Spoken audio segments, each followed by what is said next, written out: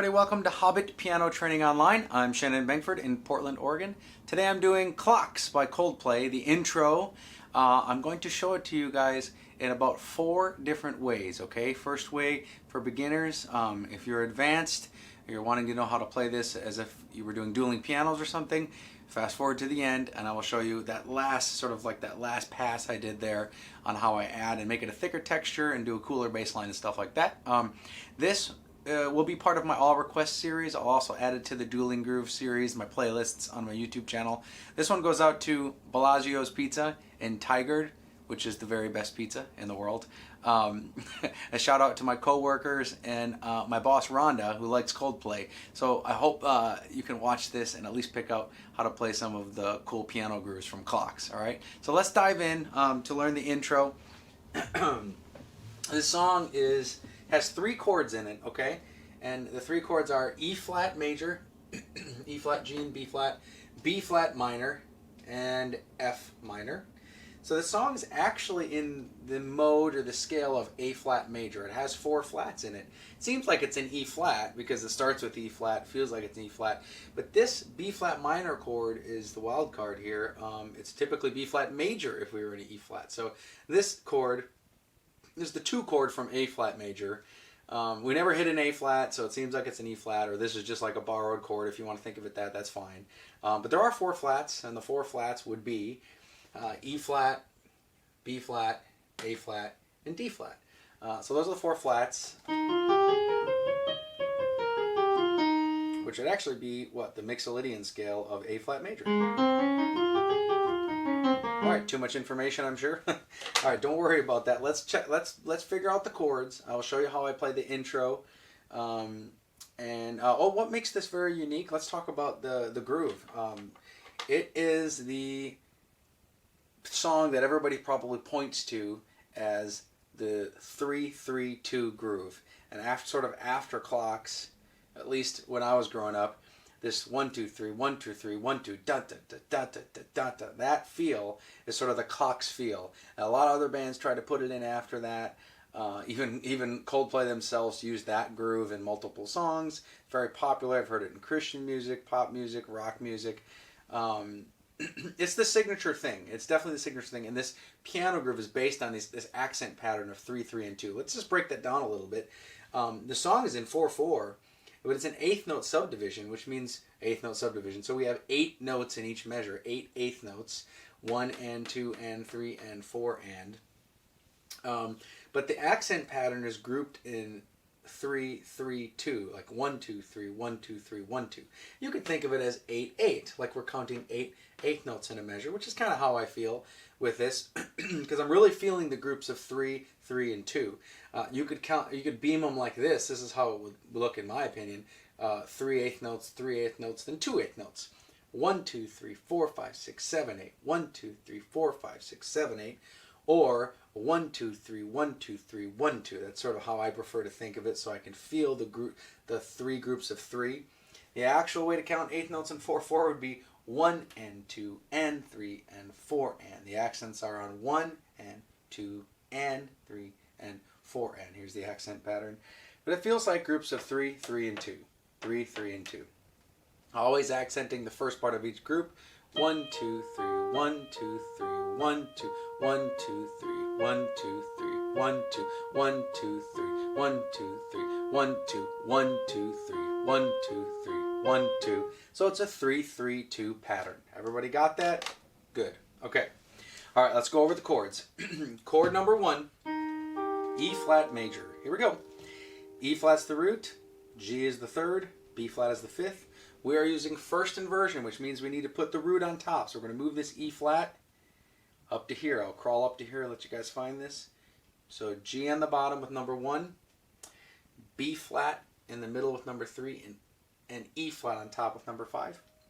All right, for now, ignore this bottom note down here. That's for the advanced part that I'm going to do at the end. We're just looking at the triad here in first inversion of each of these, so just ignore that part. All right. Okay, and then you're just going to practice it in these groups of 3-3-2. 1, 2, 3, 1, 2, 3, 1, 2. Just 2 on the last part. See, it doesn't go down to the G there. 1, 2, 3, 1, 2, 3, 1, 2. And think of those counts in your head and accent. Here's the tenuto as a weak accent, a natural accent to outline this group's of 3, 3, 2 on your pinky here. And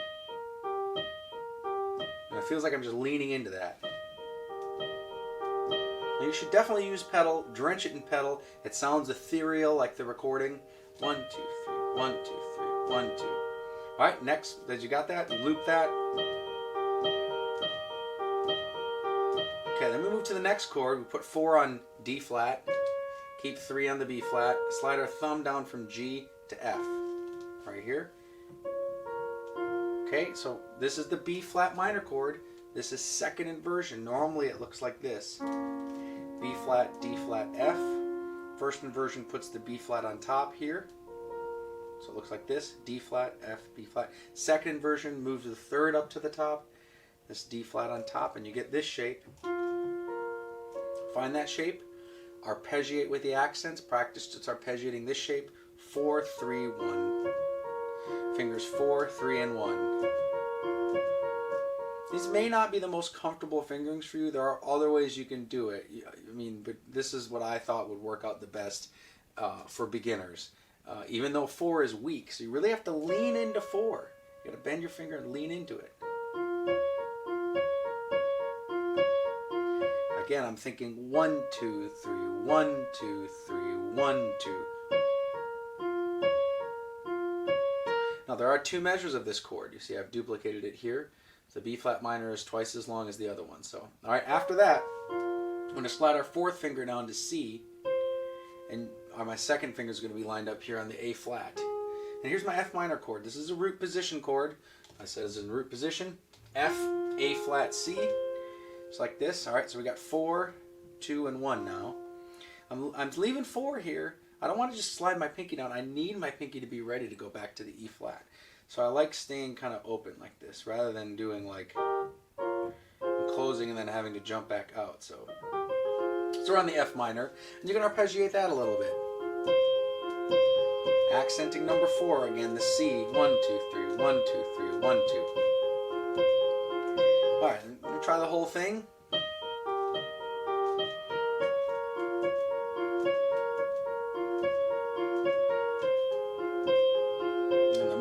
Are number 4 here, slide my thumb down. Good, now I already have my thumb on F. 2 is by A flat. I just slide my 4th finger down to C. Okay, once you get that down, you can add the root of each chord in the left hand. Here's bass line number 1. Put your thumb on an E flat here, that's the root. So at the intro, we'll start with it up high here. Above middle C, this is E flat 1, 2, 3, 4 on your piano, okay? Oh, and by the way, the intro is E flat 5 up here. Finger number 5, it's also E flat 5. Okay, so at first in the intro, there's no groove. The heavy groove isn't really started. It just starts with the keyboard, I believe. So I'm just going to hold the E flat the whole measure. I'm not going to do the 3-3 groove. I'll just hold it like this. All right, then change chords. Number 2 on B flat. I'm going to repeat that, the second measure of the B flat minor. All right, so root, number 1 on E flat. 2 on B flat. Repeat that. And 5 on F. Okay, then the groove starts, and I will probably move my left hand down an octave. Find my 3 notes, E flat, B flat, F. So now, when the full band is in, or when you want to represent the full band, you can start to groove this and use these same fingers. Now I'm going to pulse them in the 3-3-2 pattern like this. 1, 2, 3, 1, 2, 3, 1, 2, 1, 2, 3, 1, 2, 3, 1, 2, 1, 2, 3, 1, 2, 3, 1, 2, 1, 2, 3, 1, 2, 3, 1, 2.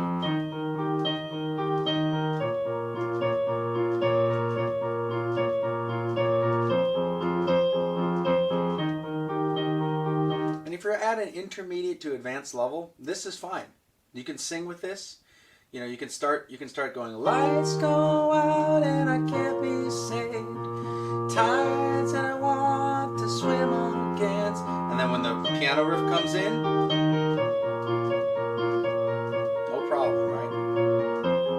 Sounds great. You have the steady eighth note. You have the 3-3-2 accent pattern groove going on. This works. All right. If you want to add a little bit more spice and get to more the real bass line like he plays it, check out bass line number 2 here. All right. This is for all the advanced people. So he must have a lower bass guitar because he hits a low E flat. So he must have a C string, 5-string bass or something. So I moved down another octave and I hit the E flat 2 here. Pass through an A flat up to the B flat. Pivot up to a C just to be fancy. Then he steps down to G and then uses the A flat on the F minor measure. Right? Not every time, but this happens after the chorus in the song. So F minor / A flat. A flat's the third of the chord, so that's cool. And it just makes for a cool bass line. So listen to how this sounds with the 3-3-2 groove. Here it goes. 3-3-2. It goes 1, 2, 1, 2, 3.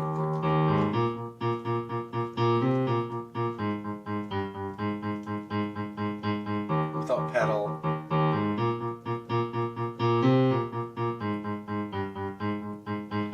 What I like about it is it kind of reminds me of when he sings home, home, where I wanted to go. It's kind of harmonizing with his home, the ending.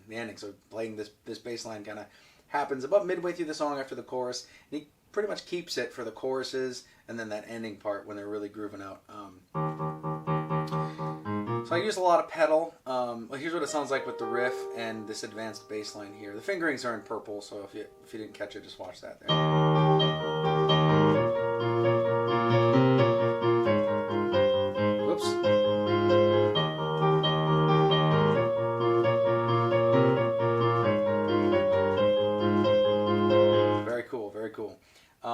So the only thing that's weird is I do skip 3 down here from the A flat. Sorry, here. 2 on B flat, 2, 3, drop 3 down, and then I put 2 on A flat. That way my pinky is lined up for this E flat here, right? All right, 4th version. This is the most Hobbit Spice I can add to this. The actual piano intro, because it's played on like a electric keyboard, has all this like dark pads going underneath it, the sustained sound with the 8th note riff. It sounds like it's double tracked. It sounds like it's tracked with an octave higher like this. But not played as equally. It sounds like this is the main range of it with just a slight octave doubling.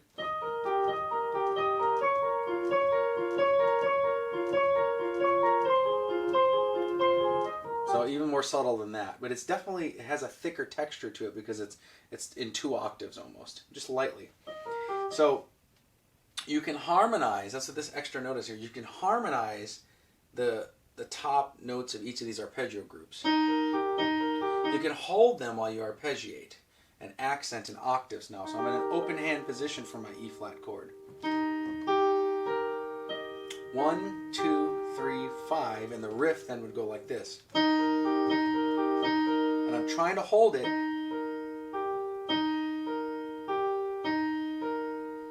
It creates a little bit more of that sustained feel that you hear on the recording that we don't have because we're just playing solo piano. Creates an octave doubling of the main note there, similar to the recording. We can't get the full thing because we have to use our left hand for the bass line. Try to hold the octaves kind of underneath.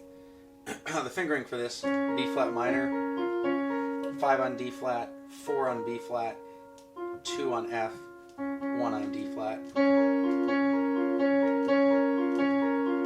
Step the octave down. So for the F minor here I got 5, 3 on the middle note, A flat, 2 on the root, F, and my thumb down there. So it looks like this.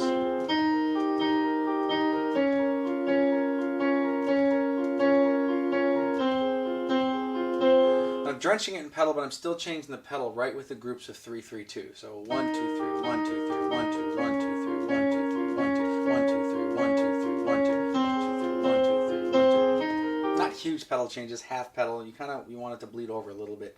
All right, so when you put that with this bass line, it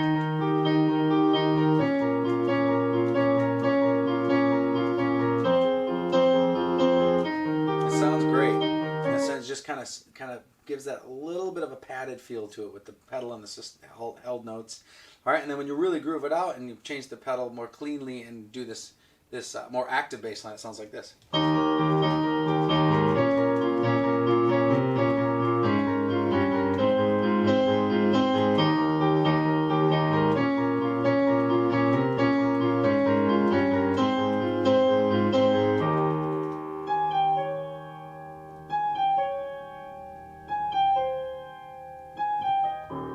That's a little lick at the end there that comes in over the top of that. This is kind of tricky to do. All right, I'll have a full version of this song. I'm probably going to do a piano solo version of it too because I really like the song on my website. I'm going to do full versions with me singing and playing of all these tunes. Check out hobbitpianotraining.com. It's coming soon if it isn't out there already. And once again, shout out to Bellagio's Pizza in Tigard. I'll see you guys next time. Thanks.